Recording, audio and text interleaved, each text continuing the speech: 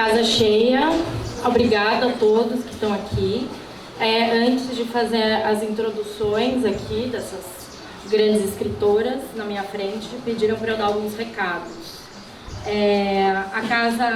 Primeiro eu quero agradecer o convite da Casa Sete Selos por mediar essa mesa, que é composta pelas editoras Ainê, Bazar do Tempo, Carambaia, Círculo de Poemas, Cobogó, Fósforo e Ubu, e a revista Gama, a livraria Megafauna e a editora de audiolivro Supersônica.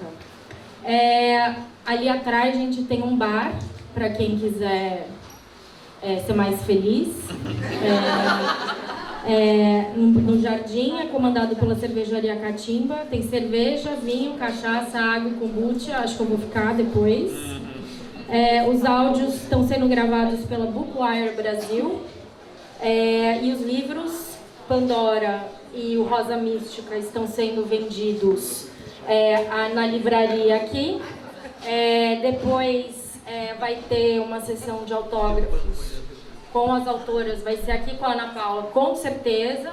Aí, se a Gabi e a Nani quiserem assinar, vocês pedem e elas talvez assinem, né? Por que não? Vocês assinam na página dos textos de vocês. A próxima mesa, que eu também convido todo mundo a assistir, vai ser às 5 horas da tarde. Existências Poéticas e Políticas, com Bruno Consentino, Márcio Abreu, Marion Albert.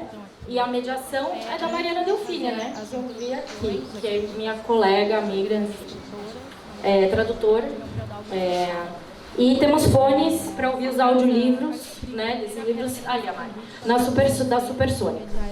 Então agora, né, feitos esses avisos, quero apresentar aqui quem está aqui ao meu lado, Ana Paula Pacheco, autora de Pandora, que está à venda aqui. Deixa eu pegar aqui, pera. E a Gabi Aguerre, também escritora, fez um ensaio final do livro Rosa Mística, da Mar Rosa Giorgio, que a Carambaia lançou. A Pandora foi a editora Fósforo.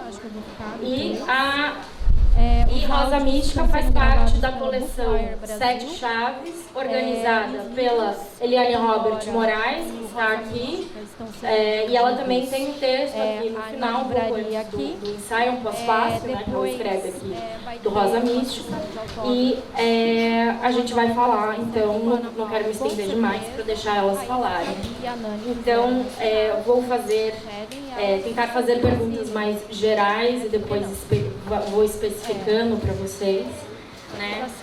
Que os livros têm muito em comum. Na verdade, eu fiquei lendo, eu falei, nossa, dá para conversar bastante sobre eles. Mas primeiro eu vou fazer essas perguntas mais básicas, né? Para Ana Paula, como é que você resolveu escrever esse livro? Porque os dois livros são muito experimentais, de alguma forma, são muito diferentes do que a gente está acostumado a ler em termos de romance, contos, né? Então eu queria saber como é que surgiu Pandora. Eu queria saber da Gabi e da Nani. Gabi, como é que você fala disso no ensaio, mas eu acho legal a gente contar como você descobriu a Mar Rosa, que também é uma escritora uruguaia, né? A Gabi é uruguaia. E a Nani, como é que descobriu esse livro também e por que você resolveu colocar na coleção Sete Chaves, desculpa, eu vou ficar falando Sete Selos sem querer também. Sete. E a ideia da coleção também, acho que dá para introduzir aí. A gente vai conhecer. Tem outro aqui. Vocês querem começar? Beleza, começa. Pera, tem... Vem por trás, vem por trás. Boa tarde. Eu vou começar só para quebrar o gelo, só para falar, ufa, já começou. Bom, eu sou a Gabriela, sou uruguaia, sou escritora. E essa menção que a Paula fez, dessa minha participação nesse livro, me deixou super contente. Eu vou dizer por quê. Porque ninguém conhece a Mar Rosa de Giorgio. E eu também não conhecia, eu sou uma leitora tardia dessa poeta uruguaia, que nasceu lá pelos anos 30 no norte do Uruguai, morreu no começo dos anos 2000.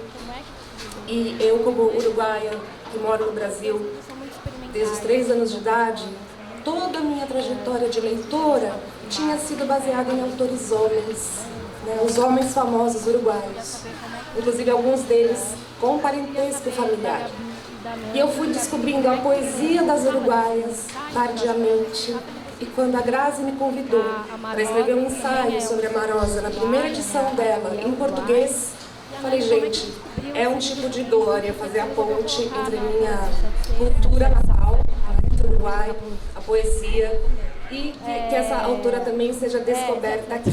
Marosa de Jorge, um poeta surrealista, que trabalha o erótico de um jeito sensacional, que vai ser um tema que vai unir aqui um pouco a nossa presença aqui. E eu, como uruguaia brasileira, escrevi essa pequena experiência a partir de uma cena que eu me lembro de ter visto essa poeta escrevendo em um café de Montevidéu. Então eu só inicio, e eu lembro aos 15 anos de ter visto uma figura excêntrica, se dizia isso dela, né? Escrevendo as suas coisas em caderninhos, e eu me lembro dessa figura. Então depois, com o tempo, recuperar quem era ela e recuperar a força dessa escrita é um privilégio, assim, que essa edição e esse trabalho me trouxeram. Então só, boa tarde a todos, alegria de ver caras conhecidas, caras não conhecidas, e uma abertura, né, para descobrir novas vozes, como a Diana Paula. Arrasou.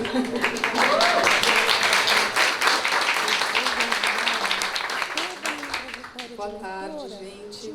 Muito obrigada pela presença também das caras conhecidas e desconhecidas. Eu vou falar um pouquinho da ideia do livro, né, que foi por onde a Paula começou. Eu comecei a escrever esse livro na pandemia, no início da pandemia, e eu costumo dizer que, como todo mundo que tem casa, né, eu me vi fechada em casa. Isso não deixava de ser um privilégio numa situação pandêmica, mas ao mesmo tempo, de alguma maneira, eu sentia o mundo dentro da casa, né, porque a gente estava muito ameaçado, né, muito pensando no que estava do lado de fora, que podia, né, nos capturar a qualquer momento, pelo ar, enfim. Então, de alguma maneira, eu tinha uma sensação muito literal dessa presença da morte e, ao mesmo tempo, de uma presença, de uma pulsão de vida, que acho que tem muito a ver com o erotismo, depois a gente, né, vai falar disso, e com tempo para escrever, né? Então, os paradoxos da pandemia, com menos trabalho, mais tempo para escrever. E aí eu comecei a pensar, a partir de uma notícia de jornal, abertura, do primeiro, né, bicho que apareceu como vetor da pandemia, que foi um pangolim. Não sei se todo mundo conhece o pangolim. Eu não conhecia até ver no jornal. É um bicho que parece um tatu, mas ele é bem mais, por um lado, gente, meigo, por outro muito asqueroso. Assim, ele tem umas escamas horrendas. E eu fui imaginando aquele bicho vivendo na minha perna dentro de casa. E comecei, do livro, de alguma maneira, a entrar nessa imagem.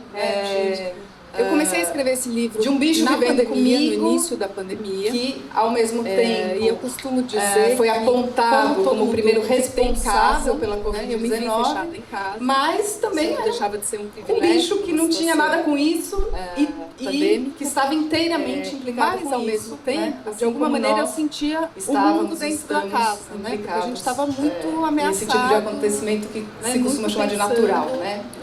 Claramente também não é. Que estava do lado de fora, que podia. E aí eu entrei nessa história do pangolim a qualquer momento. E de repente mudou, né? O grande culpado então, deixou de ser pangolim e começaram a falar uma sensação muito literal da presença da morte, e ao mesmo tempo de uma presença de uma pulsão de vida que acho que tem muito a ver com o erotismo, juntar uma parte disso, de um convívio que eu fui escrevendo com esse pangolim, e um convívio com o morcego, e pensando diferenças entre eles. E aí eu comecei a pensar num relacionamento propriamente de uma notícia de amoroso, erótico, no primeiro bicho que apareceu como vetor da pandemia. Então eu acabei estruturando o livro a partir de casamento. Eu não conhecia até ver no jornal, é um primeiro casamento parece um tatu, mas ele é bem mais entre a mesma espécie. Meigo, então um casamento da narradora com a moradora de uma ocupação, no centro de São Paulo. Eu fui imaginando aquele bicho tinha a vivendo ver na minha também perna, de pensar que a gente estava fechado em casa. Eu comecei, mas de alguma maneira, em outras casas, entrar ou nessa casas, imagem, a situação era de muito pior, né? Então comecei de um bicho vivendo a imaginar esse comigo, convívio que, ao mesmo tempo em que essa foi narradora, apontado como primeiro professora, professora, ia pela dar oficinas de Covid-19, literatura mas também numa ocupação do o centro de bicho São que Paulo, não tinha nada com e isso conhecia e essa estava inteiramente moça que organizava implicada com muita isso, coisa né? por Assim como ali, nós e elas se apaixonavam, estamos enfim, e implicados. vem a pandemia, Nesse as tipo de oficinas acontecimento param. que se costuma chamar de A natural. moça tem uma né? proposta Isso, muito claramente, também ousada não é. para a professora, que é E aí eu entrei nessa história interromper do a oficina, pangolim porque ninguém vai pensar e de nesse repente momento mudou, em né? O fazer, grande culpado deixou de ser o pangolim e começaram a falar do extra morcego. na Então, ocupação. o vetor da E Covid-19, afinal, era essa organizadora da morcego. ocupação, que é a Alice, e aí eu fui chama imaginando a Ana para fazerem um juntar negócio uma parte que envolve literatura de um e sexo, que eu fui escrevendo e com que esse pangolim, resolveria a falta de e um trabalho das convívio prostitutas com o morcego, e pensando na ocupação diferenças durante entre eles, me pensando num a relacionamento propriamente a pandemia. amoroso, erótico, sensual. Então tem esse sexual primeiro dos casamento, dois.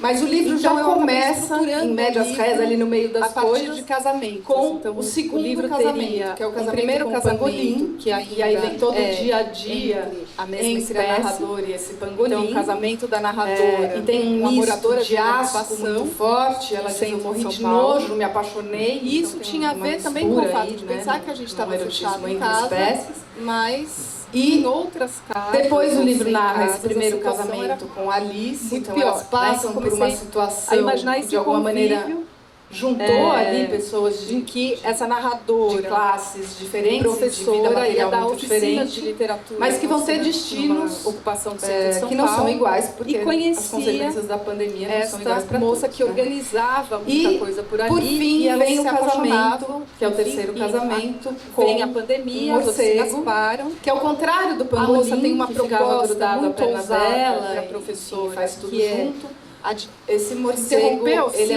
muito porque ninguém família. vai pensar Então nesse ele momento ele em fazer imediatamente eles um curso começam a ter uma transa, ele se extra muda para casa na dela e ocupação. leva a família inteira de E morcegos. E ela essa se organizadora vê da ocupação, presa a um que é a trabalho Alice, doméstico chama fechada a em Ana casa para para fazerem fazerem um um negócio alimentar aquela bicharada toda, que envolve limpar a literatura e sujeira dele. sexo, Então é um e pouco que aquele cara que já resolveria vem a com falta tudo de trabalho e das traz todo mundo. prostitutas na Uma ocupação ocupação durante daí dentro da casa da classe média, a pandemia. paulistana. Então, o livro se Então estrutura tem esse assim, primeiro casamento, mas o livro ele já vem, né, dessa começa situação em muito médias imediata res da ali no meio pandemia, das coisas. e no final ele o se segundo abre para um casamento, outro que é o tipo de casamento com o narrador, pangolim, se fecha e aí com a vem todo o narração, dia a que dia tem ponto de entre vista a de um narradora drone, e esse deixa de ser a pangolim, professora enclausurada e e tem vem um drone misto de asco muito passeando forte, ela por diz, uma eu morri de situação nojo, me política, apaixonei, então tem uma mistura nos aí, Balcãs, que um tem a erotismo ver entre com espécies. uma outra notícia de jornal que eu li. Depois em o livro que narra esse primeiro político casamento com a Alice, neofascista então elas estava passam por ascendendo uma situação também nos Balcãs, de alguma havia maneira ganhado uma eleição juntou ali e sido pessoas de apelidado pela população de, classes Batman dos diferentes, Balcãs. de Então vida aí os material morcegos muito se diferente, juntam, mas e que o vão livro ter destinos termina numa que não são iguais, porque as consequências da pandemia não são iguais para todos. Né?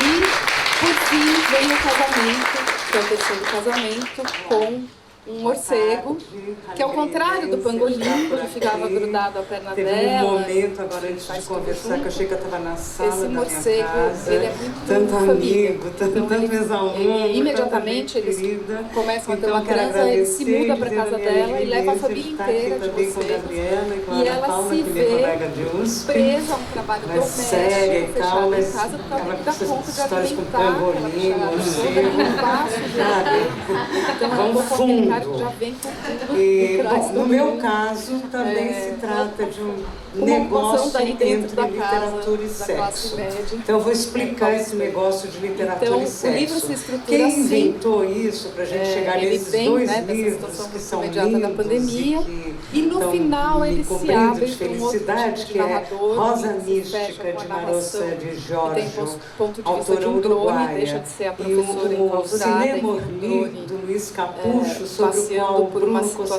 Cosentino vai política, falar na sequência, né, que é um nos livro Balcãs, sobre que tem a ver com uma outra notícia de jornal de um homem num cinema de pegação político neofascista estava ascendendo também nos balcões, havia ganhado essa história que começou com um convite apelidado pela população de Batman dos balcões. do Fabiano, aqui da Carambaia, que por acaso me escolheram para fazer a curadoria de uma coleção de livros eróticos. E eu fiquei felicíssima porque eu tenho uma trajetória que começa assim com Marquês de Sade, França, libertinos, e há já muitos anos que eu me mudei para a literatura brasileira. Então, quando a Grazi e o Fabiano me convidaram, foi um jeito de voltar um pouco para essa questão do erótico numa perspectiva mais internacional. Porque quando comecei a estudar isso no Brasil, fui enlouquecendo, como inclusive estou até hoje com isso, e não me sobrava tempo. Então, no meu momento muito agradável, eu sou muito grata aos meus editores, porque foi um momento de estudo. Então, vou explicar. E a gente começou a conversar sobre isso também na pandemia. Então, isso eu acho assim, que isso dá muito pano para a manga aí para a gente conversar. O que significa estar trabalhando com erotismo na situação que a gente estava, né? Quer dizer, vendo notícias de morte diariamente, quer dizer, uma barra super pesada, a gente com aquele complemento de barra pesada aqui no Brasil, que foi um horror, e ao mesmo tempo como isso foi assim, algo redentor para mim, de poder estar escolhendo livros para uma coleção essa história que tal, a gente fazia muito zoom, conversava e tal, para ver o que saía. E finalmente decidimos em conjunto iniciar a coleção que se chama Sete Chaves, uma coleção está hoje nos 7 selos. E eu fiquei felicíssima com esses 2 volumes que são uma trajetória mística da Marquês de Sade, França, e o Silvio Lee, há muitos anos que eu me mudei para a literatura aqui hoje. Então, esse título me chegou também de uma circunstância acadêmica, porque uma colega, a Laura Alciaço, mais internacional, letras também, comecei a estudar isso no Brasil, me convidou para uma banca, e ela me convidou para uma banca de uma autora que eu não conhecia. Olha, eu queria muito agradável, sou muito grata, uma banca sobre a Marossa de Jorge, mas eu nunca vi. E a gente começou a conversar sobre isso também, mas é super erótico. Isso eu acho assim, que as pessoas dão muito erotismo. Mas olha, eu acho muito bom estar trabalhando com erotismo na situação que a gente estava, né? Quer dizer, vendo notícias de morte diariamente, teve uma barra super pesada, a gente com aquele complemento alguns textos dela, quando eu comecei a ler a Marossa, que foi um horror, a experiência que a Gabriela teve também, eu falei, gente, o que é isso? Porque, primeiro, completamente desconhecida no Brasil. Eu acho que esse efetivamente o primeiro livro a gente fazia muito. Ela é uma autora de uma pegada surrealista. E só para vocês terem ideia, ela morre em 2004, não é? E nasceu em 1972. Então, ela tem uma forte pegada surrealista, mas ela viveu a infância dela numa fazenda no Uruguai. Então, com cruzamentos assim muito fortes, né? Esse título me chegou também e completamente assim, diferente de tudo que eu já havia lido. Uma colega, ela estava ali desafiando uma leitora que conhece de cor a obra de Sade, de Bataille, me convidou para uma banca. E ela me convidou para uma banca de uma autora que eu não conhecia. Mas foi aí que nasceu a coleção, e só para avisar vocês que a gente está começando com esses 2 volumes. Mas a coisa continua. Mas é super erótica, não sei o que é. Mas olha, Olha, eu acho muito bom. Depois da introdução, Acho né, ótimo. desses dois livros, eu Então, preciso trazer e aí, o bom, elefante, fiquei tirar o curiosa, elefante da enquanto sala, na essas verdade, coisas trazer ali, o elefante então, para a já dava sala, uma né, falei, ok, que é o então tema do passa sexo alguns com textos animais. dela. E o Quando eu erotismo comecei em torno a ler dos Marussa, animais. né, que eu acho Né, que são, a experiência que a Gabriela teve um também, tema eu que está falei, muito gente, presente, que né, é no isso? casamento Porque, aí do primeiro, Pandora, né, do completamente Pambolim, do desconhecida morcego, no Brasil. Eu da acho que esse Marrose. efetivamente Esse livro, né, na verdade, ele está dividido ela é em uma dois, autora né? de uma O Rosa pegada Mística é uma novela surrealista, que tem um só para final, vocês e terem a primeira ideia, parte ela são morre vários... em 2004, não é? E São histórias em fragmentadas, 1982, né? que eu não então, lembro. ela tem uma forte Lumini, pegada isso. surrealista. E depois o Rosa Mística, que é um relato longo. Exato. Ela fazendo uma novela. no Uruguai. Então, mas não sei, gente, uma novela.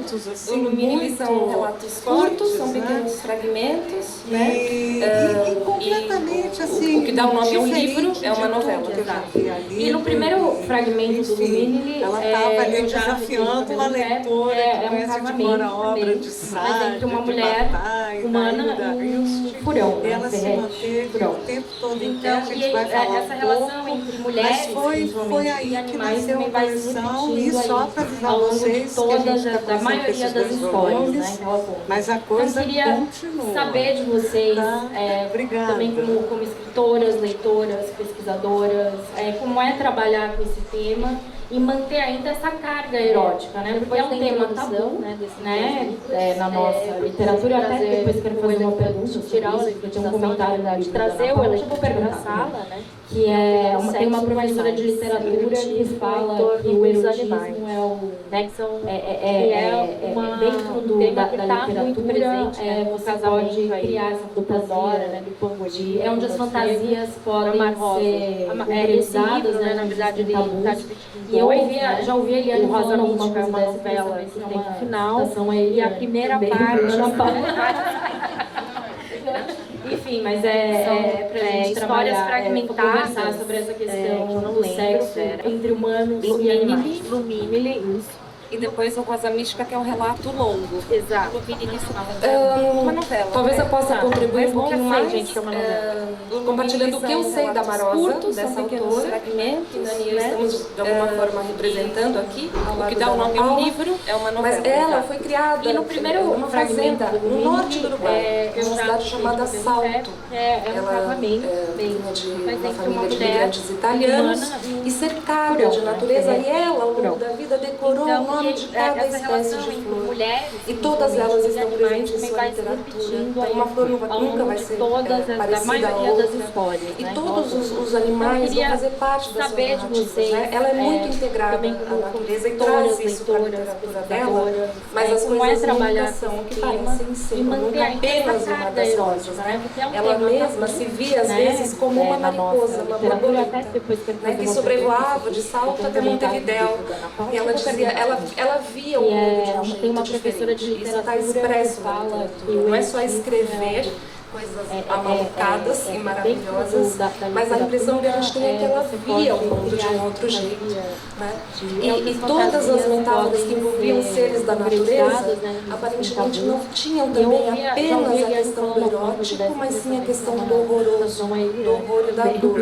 Então ela sabia também intercalar essas camadas do erótico do sedutor, né, do lúdico, mas também como metáfora de algo bastante doloroso. Né? Inevitável que em cada gesto de amor havia também um traço talvez de eu possa violência, contribuir um pouquinho né? mais. Isso está presente, acho que compartilhando o que eu sei da Marosa, interessante, porque nada é uma coisa só. Eu só queria trazer um pouco desse elemento biográfico dessa autora que aqui não é conhecida, uma fazenda, Carambaia deve ser celebrada, uma cidade chamada Salto, por trazerem ela para o português, família de imigrantes italianos, e por essa beleza das imagens que ela constrói. E a beleza também traz o horror embutido nela, né?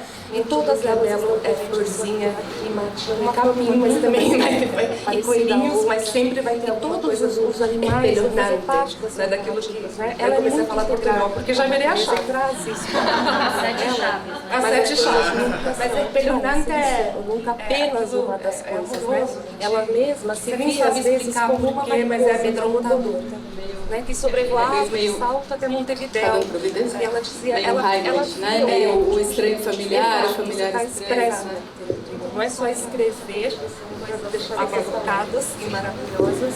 Mas então, dando um pouco continuidade aqui, né, nessa questão que ela é central mesmo. E todas as na Marossa, que envolviam seres da natureza, o animal ele figura assim uma espécie de extensão do humano. Ao mesmo tempo é alteridade, mas é aquela alteridade que se torna uma extensão do humano.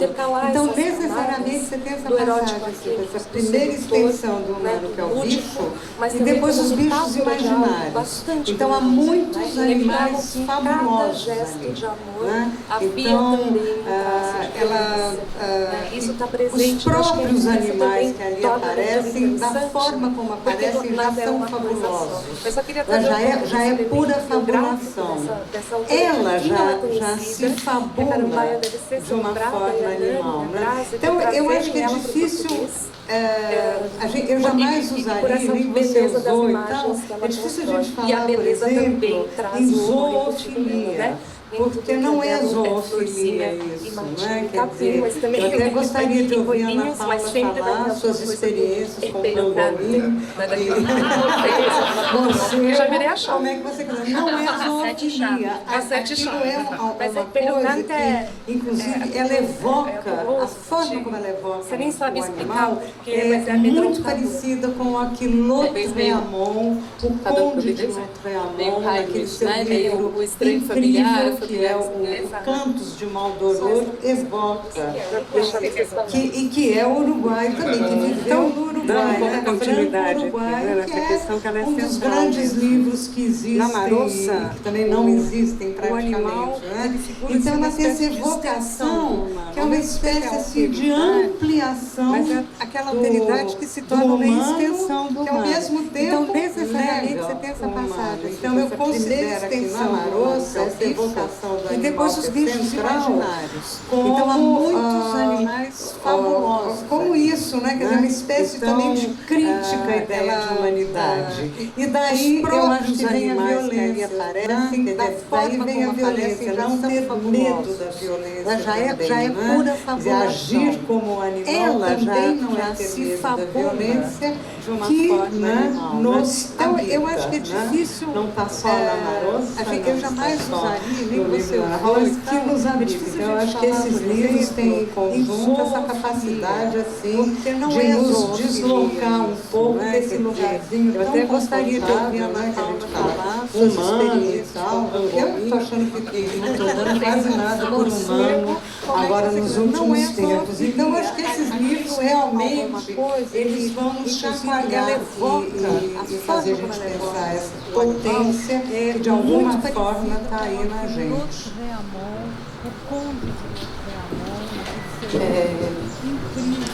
Eu estava aqui pensando um pouco em comparação, se eu puder dar um pitaco, porque eu li a Marossa, adorei, não conhecia. E fiquei, como a gente ia dividir a mesa, fiquei pensando mesmo o que aproxima, o que diferencia, né? Como eu vejo ainda alguma coisa na Marossa, tem alguma coisa de fabular, né? Embora eles também tenham uma estranheza que os faz meio parecidos. Acho que os bichos, né, num convívio íntimo, eles trazem isso, né? Num convívio próximo, não precisa ser tão íntimo como nos livros, né? Que os bichos escarafuncham todos os cantos dos corpos das mulheres.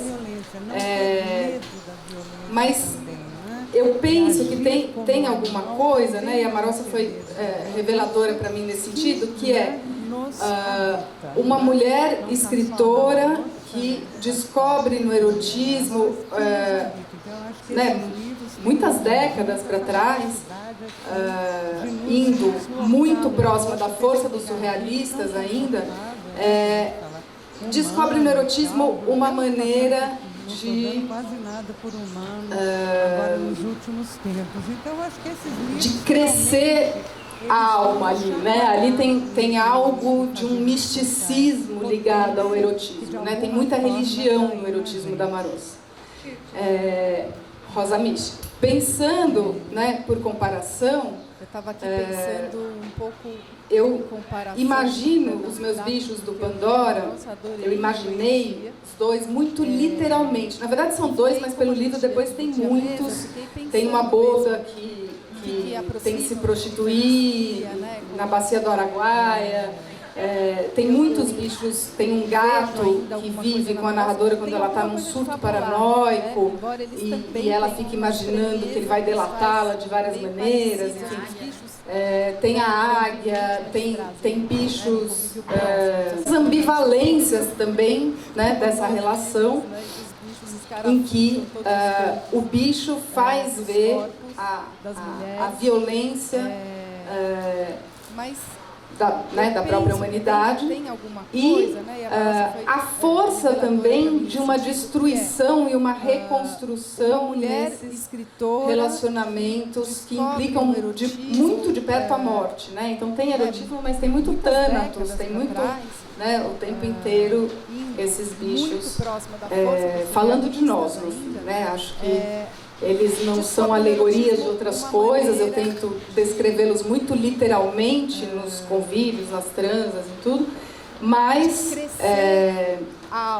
eles também são uma estranheza meio irredutível, né? Só uma coisinha que eu tinha lembrado, porque essa coisa dos bichos, ela vem de longe, né? E mesmo muito antes do surrealismo, pensando, eu andei, claro, me interessando pelo tema e lendo, e encontrei documentos da Revolução Francesa em que as pessoas debatiam, por exemplo, os direitos dos bichos no contexto da Revolução, né? E o que os bichos tinham a dizer sobre uma humanidade maltratada, né? Então tem uma cena ali linda dos documentos, em que uma senhora vê tem uma carroça emperrada no meio da rua, um sujeito começa a bater no animal para ele andar, ele não anda e vem uma senhora popular e pega um pau e ameaça o sujeito que está batendo na besta e fala, olha, como uma espécie de convívio literal. Se você ousar mais uma vez, então de alguma maneira eles têm um olhar ali naquele contexto revolucionário em que o bicho representa todos os maltratados pela dita civilização, né, pelo dito progresso, etc. Ser um outro, mas muito próximo. Bom, só pegando nessa chave, quer dizer, vem tão de longe, né, que as mitologias todas são cheias de bichos, né, e fazem essa coisa híbrida, né, desse humano e do bicho, o centauro, o fauno, né, estas figuras que são semi-humanas e semi-bichos, né, que elas são sempre inquietantes, né, quer dizer, isso vem, essa questão dessa pergunta sobre o bicho. Mas me ocorreu agora você falando que a convocação do seu bicho, né, dos bichos do seu livro, elas são convocações que também permitem uma crítica muito forte à sociedade que a gente vive, não é a troco de nada que o momento, né, que você captura, que é o momento da pandemia, é isso que está em jogo. Eu acho que a Marossa, ela convoca o bicho também para fazer uma crítica muito grande, mas ela é menos social e ela é uma crítica à condição humana, sabe? Então, não, aí eu diria condição humana que não é só feminina, sabe? Quer dizer, um pouco o que é isso, ser humano, né? Quer dizer, a questão feminina é importante para ela, mas eu acho que a grande crítica está ali. E também, não sei se você concorda, mas assim, eu lendo seu livro, que é um livro muito sério, mas teve passagens que eu chorei de rir. A Marossa não, a Marossa é grave. A Marossa é grave. Ela não faz você rir. Essa coisa toda misturada, assim, quer dizer, há uma promiscuidade no seu livro e no dela muito grande, né, com essa mistura, mas ela tem uma gravidade ali que eu acho que isso diferencia os livros. Só uma notinha aqui. Vou falar só mais uma coisa, que eu não falei da sua observação, que você tinha perguntado da personagem que Na verdade, é uma alusão. A narradora Ana está em casa com o pangolim nesse momento, se eu não me engano, ou é com você? O pangolim. Agora esqueci. Vou ler. E ela tá em casa com o pangolim e ela tá ali, ela tá num processo de liquidação mental, né? Como diz a editora que fez maravilhosamente a orelha do livro que eu adorei. E ela, então, fica reclamando da universidade o tempo inteiro, né? Eu pus todos os meus bichos ali também, porque eu sou professora universitária. E aí tem um momento em que ela fala, ela vê alguém da universidade, acho que a professora, que fala, não, a imaginação é livre. E aí o pangolim, que fala sem falar e que é muito mal-humorado, vira para ela e fala, é nisso que deu a divisão do trabalho. Né? Então ele está ali cheio dos ruídos dela, mas ao mesmo tempo ela está falando por ele, porque ele não fala, ele olha e ela vai ouvindo tudo que ele diz. Né? Ele não emite. Então ele também é uma espécie de espelho. Né? Agora, acho que tem uma coisa específica do bicho no contexto da pandemia, que é o do livro, que é um chamado ao erotismo. Então, a narradora, por exemplo, ela deseja que o vampiro, que o morcego com quem ela vive, lhe morda de novo o pescoço. Ele não quer mais saber de morder. E ela fala, eu sou louca pela sua mordida. Mas, ao mesmo tempo que ela quer a mordida, ela sabe que é uma mordida letal. Ela sabe que ele pode transmitir a Covid para ela. Então, tem, acho que sempre esse limiar, né, entre desejo e morte, e que nesse contexto específico tem a ver com um erotismo escatológico, que é meio o erotismo no fim do mundo, né? Que é uma força de destruição, mas também pode ser uma força de recriação. Então acho que aí é a potência, né? Essa coisa toda misturada. Vocês começaram, era a minha próxima pergunta, de qualquer maneira, vocês comentaram aí sobre a questão da mitologia mesmo, né?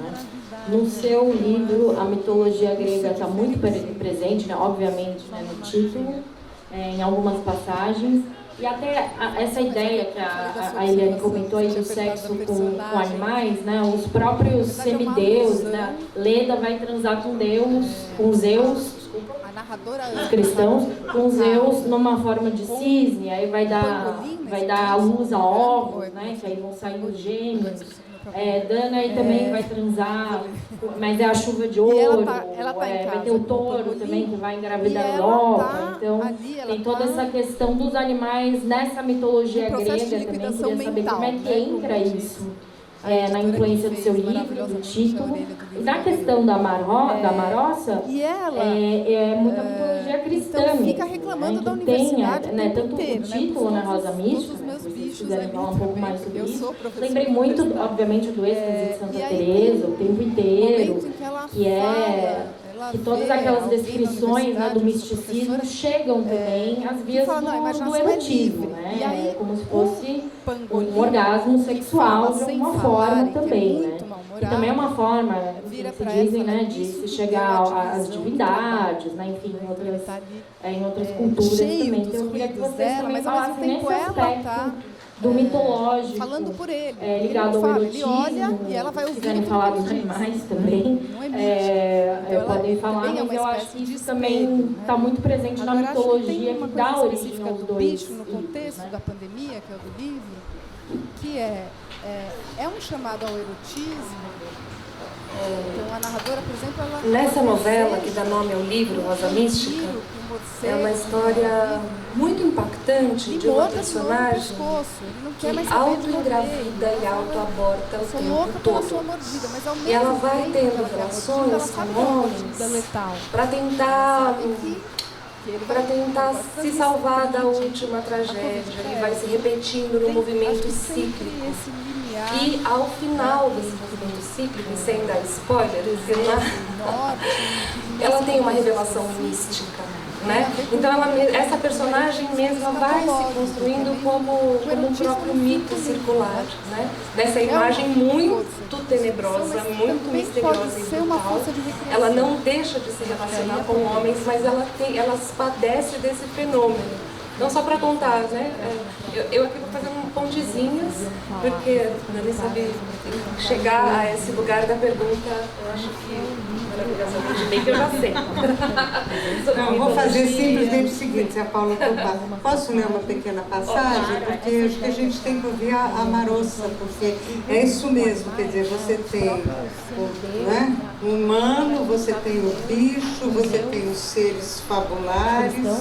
E aí, assim, para onde isso vai? Isso só, né, quer dizer, dentro aqui um pouco do universo da Marossa tem que bater em Deus. Seja o que for Deus, quem for, se for, mas assim, tem que bater nessa fabulação. Então, só para a gente pegar o pulso, né? Clarice Lispector tinha isso, né? Liam 2 parágrafos para pegar o pulso. Vamos pegar um pulso aqui da Marossa de Jorge. Um animal passou. Essa era uma região com muitos animais. Havia várias mulheres casadas com bichos. Era o que se dizia. Este que veio para ela olhou em seus olhos dentro da máscara. Mostrou o sexo vermelho, de um vermelho belíssimo, de cor coral. Ela ficou tentada de novo. Já se acostumara com carne de bicho. Era mais extraordinária e mais atrevida.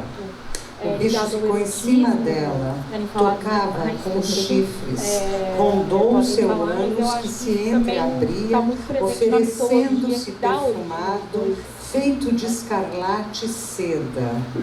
Ele gozou ali. Deu uns gritinhos. Ela sentiu um pudor estranho. Chorava ascendendo ao céu. E bem alto. Quase no último degrau pisou. Mas olhou para ver se o animal estava morrendo. E não. Ele saiu. Sacudiu o lombo e foi embora. Corria como se o perseguissem. Latiu de longe. Ela se enlaçava com Deus. Desde as profundezas da vida. Ela tem uma revelação mística, né? Então essa personagem mesma vai se construindo como um próprio mito circular, né? Essa imagem muito tenebrosa, muito misteriosa. Ela não deixa de se relacionar com homens, mas ela padece desse fenômeno. Esse aqui é de 2003, ele é publicado um ano antes da morte dela.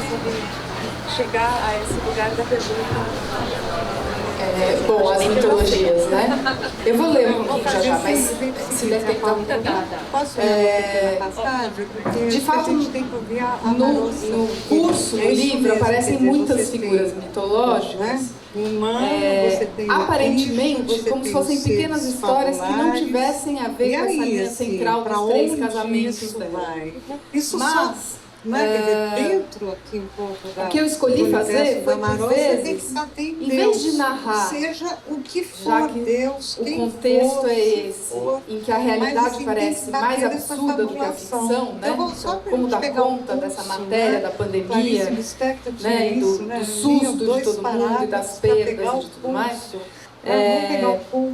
Eu, em alguns momentos, quis parar essa era uma região com muitos animais. O estilo da narrativa, esse muito próximo do cotidiano, de um realismo absurdo, mas bem que veio para ela, ancorado nas coisas concretas, e narrar pela mitologia. Então, por exemplo, tem um momento em que a narradora ela acabou de sair de um dos casamentos e ela já acumulou perdas, né? Extraordinária e mais maneira visceral como ela vai vivendo as relações, né? Como quem também quer tragar tudo. Tem uma hora que ela fala, quem é que não quis botar para quebrar, né? Como se no fim do mundo, vamos até o fim, né? Já que é o fim. E aí ela tem uma espécie de burnout, mas eu não quis narrar um burnout da personagem. Eu narrei chorava águia ascendendo ao gigantesca céu. E que bem foi alto, atropelada e está quase colada no no último chão degrau, da Avenida pisou. Paulista. Então é um cisne. Mas olhou né, para ver se o animal estava morrendo. Desculpem, E não. é uma Ele quimera saiu. que está Sacudiu colada, o ombro, ensanguentada, foi com as embora. asas Corria ensanguentadas. como se perseguisse. E as pessoas vão passando Latiu na de Avenida longe. Paulista e parando para Ela comentar. se E ela ali enlaçava colada ao com chão, Deus, imobilizada, desde vai as observando a roda profundezas da em torno vida. dela e tirando Então, suas não é a conclusões autora que e diz, inventando né, a história de vida de cada um em flashes a partir do que ela consegue enxergar na feição, na expressão das pessoas. Não quer falar mais nada. Depois tem um outro momento que aí sim é o da águia, em que depois dos 3 casamentos a narradora não tem mais o que tirar de si 2003, e ela diz que ela precisa se refazer, mas em vez de narrar o processo dela, de tentativa de autocuidado, né? de salvação, Eu vou ler um pouquinho já, mas alguma coisa você desse deve tipo. ter... Então eu narrei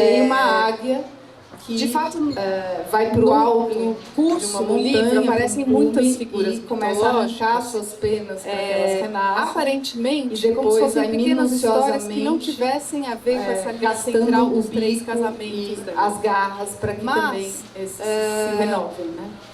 O que eu escolhi fazer foi por O trechinho que eu vou ler é de uma das mitologias do livro, já que que essa, o contexto eu vou ler um trechinho é de uma esse, que é bem em que a brasileira, realidade porque é uma parece história mais de uma absurda bota. do que a ficção, né? Essa Então, bota dá de que eu tinha conta dessa falado, matéria, que da pandemia, precisa se prostituir para né, ganhar a do vida, susto de todo mundo, mas das perdas ela e tudo tem, mais. a genitália é muito grande. E eu, em alguns isso momentos, vai fazendo ela ser quis apontada na comunidade, porque os homens a parar, desejam muito, é muito o bom estilo transar da com ela, narrativa, esse mas muito as próximo do fêmeas vão cotidiano, ficando de um realismo invejosas, absurdo, então vai mas se criando um clima bem, esquisito.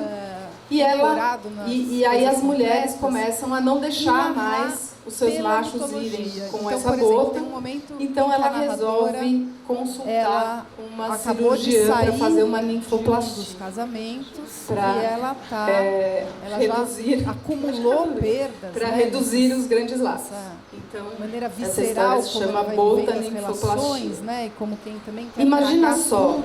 eu Agora peladinha, que ela deitada fala, na quem é maca, que não abrindo quis com botar minhas pra próprias quebrar, nadadeiras né, os lábios para a muito, veterinária vamos examinar. até o fim, né? Ela com a cabeçona quase lá, entrando e de tão aí, perto. ela Eu tinha dito que tem uma ficaria mais espécie à de vontade burnout, mas se eu não quis mesma narrar pudesse um afastar a burnout da pele. personagem. Eu narrei Ela foi fofa. uma Claro, aqui a gente só águia faz o que gigantesca você autorizar.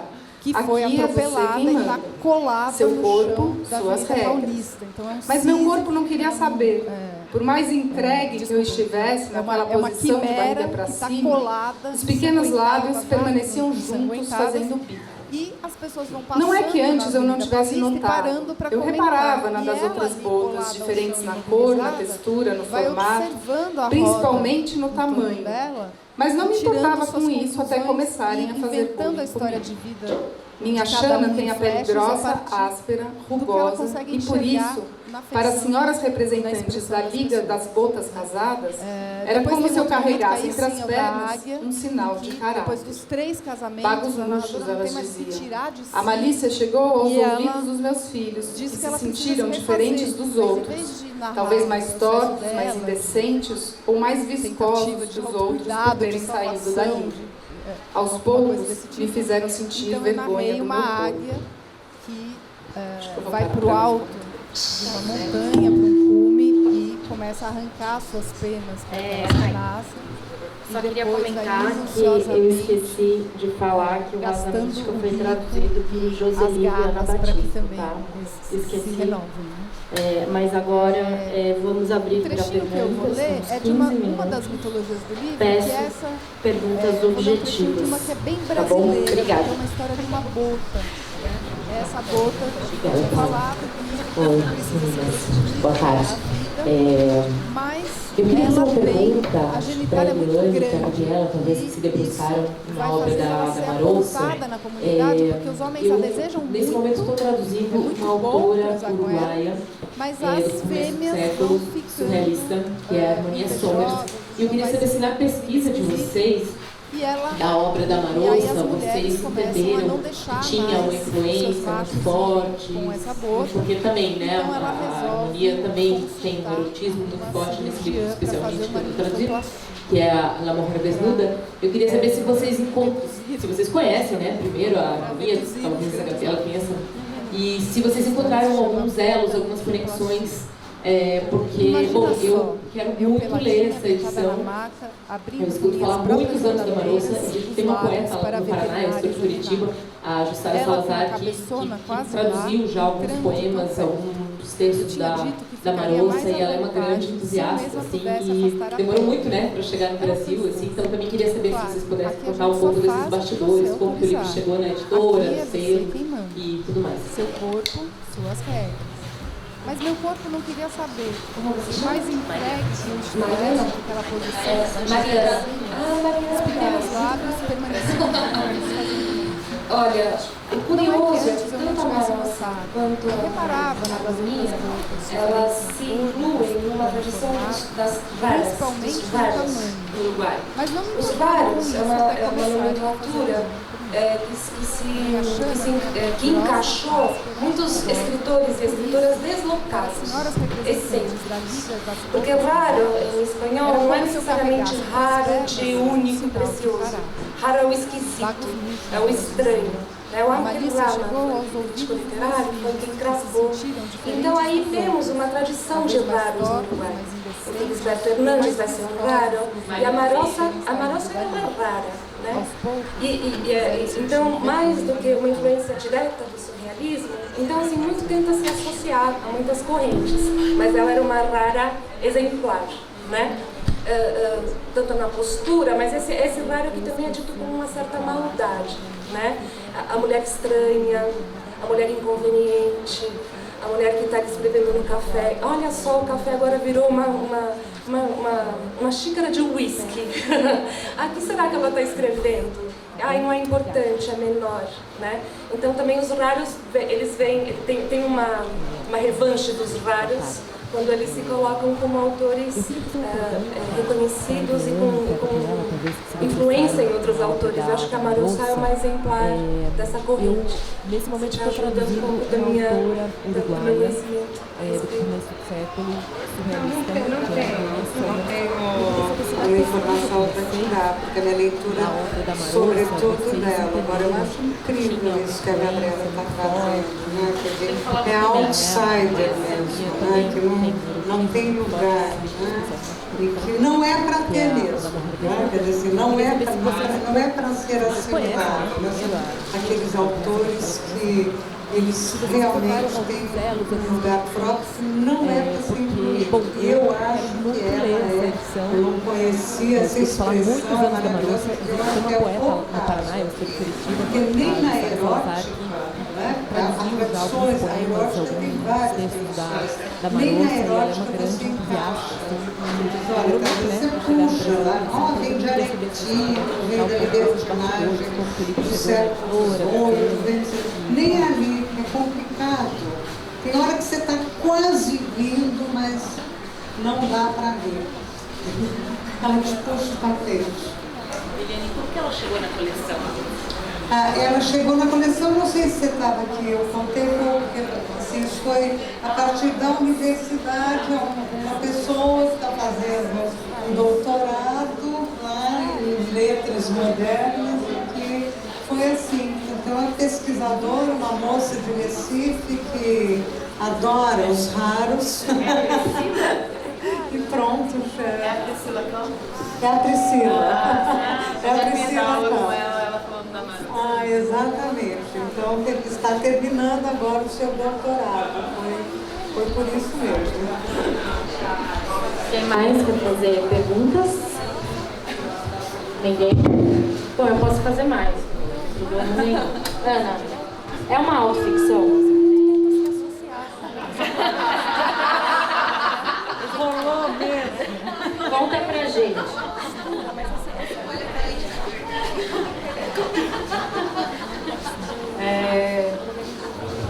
Eu acho que o livro brinca um pouco com a autoficção, né? Porque teve um momento...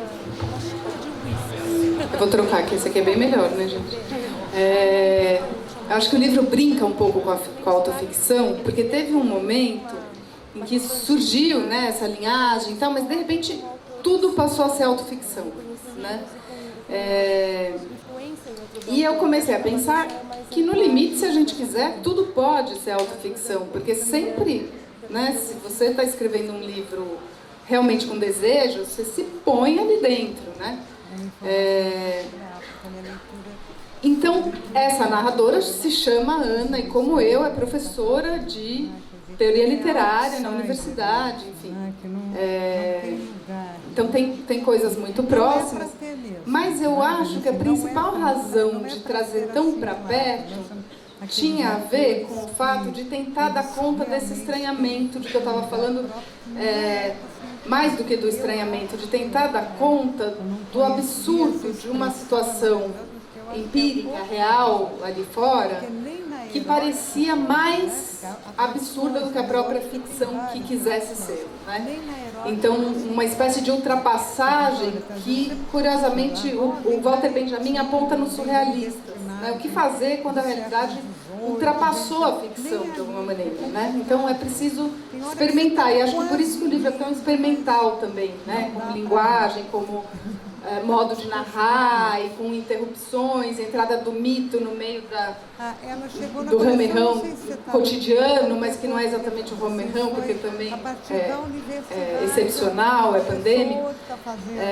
Então, a ideia de trazer muito perto de mim essa narradora, né, de colocar elementos meus, tinha a ver com uma vontade também de ancorar em algum chão esse absurdo que estava nos atravessando. É a Priscila. Né? Então eu acho que a relação com a autoficção vem daí, mas de resto eu não vou falar o que foi verdadeiro, o que foi falso. Vamos deixar algo para a imaginação, que isso também vende, né, gente? Então, vamos encerrar aqui agora. Então, os livros estão aqui à venda na livraria e as autoras vão ficar aqui para assinar. Fiquem para a próxima mesa. E aproveitem a cervejinha que tem lá no jardim. Obrigada. Paula, obrigada.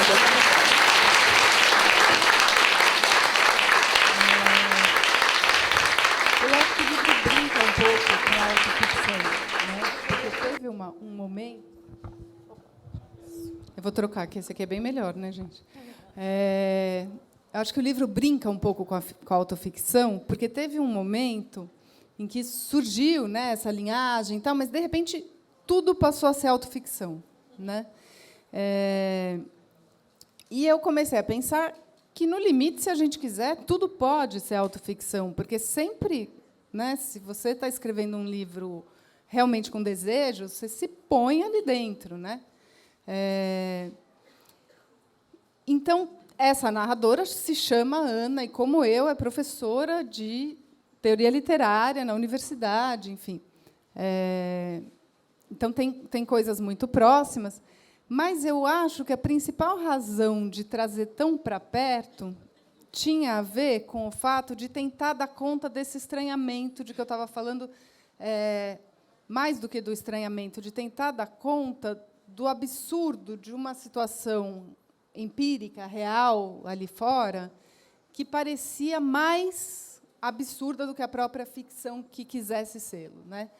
Então, uma espécie de ultrapassagem que, curiosamente, o Walter Benjamin aponta nos surrealistas, né? O que fazer quando a realidade ultrapassou a ficção, de alguma maneira, né? Então, é preciso experimentar. E acho que por isso que o livro é tão experimental também, né? Como linguagem, como modo de narrar, e com interrupções, entrada do mito no meio do ramerrão cotidiano, mas que não é exatamente o ramerrão, porque também é excepcional, é pandêmico. Então, a ideia de trazer muito perto de mim essa narradora, né, de colocar elementos meus, tinha a ver com uma vontade também de ancorar em algum chão esse absurdo que estava nos atravessando, né? Então, eu acho que a relação com a autoficção vem daí, mas, de resto, não vou falar o que foi verdadeiro, o que foi falso. Vamos deixar algo para a imaginação, que isso também vende, né, gente? Então, vamos encerrar aqui agora. Então, os livros estão aqui à venda na livraria e as autoras vão ficar aqui para assinar. Fiquem para a próxima mesa e aproveitem a cervejinha que tem lá no jardim. Obrigada. Paula, obrigada. Viu?